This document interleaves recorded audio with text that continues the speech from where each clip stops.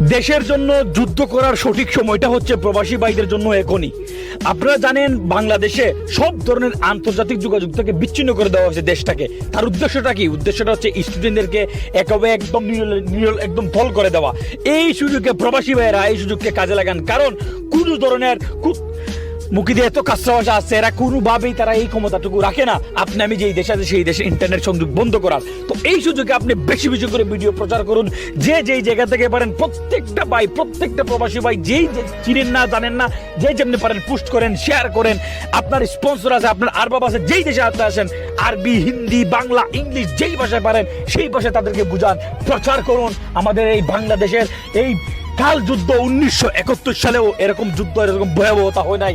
এখন যে ভয়াবহতা হচ্ছে, কোমলমতি শিক্ষার্থী আমার ছোট ছোট ভাইদেরকে এরকম অত্যাচার করা হচ্ছে, ফায়ার করা হচ্ছে, গুলি করে মারা হচ্ছে। এখনই সুযোগ প্রবাসী ভাইদেরকে যুদ্ধ করার, এখনই সুযোগ প্রবাসী ভাইদেরকে দেশের জন্য অবদান রাখার। প্লিজ ভাইরা এগিয়ে আসুন, যে যেভাবে পারেন যেমনি পারেন পোস্ট করেন, শেয়ার করেন, যা ভাল লাগে শুধু প্রচার করেন যে আমার দেশ ভালো নেই, আমার দেশে চলতেছে 1971 সালের চেয়েও তীব্র ভয়াবহ যুদ্ধ। ধন্যবাদ।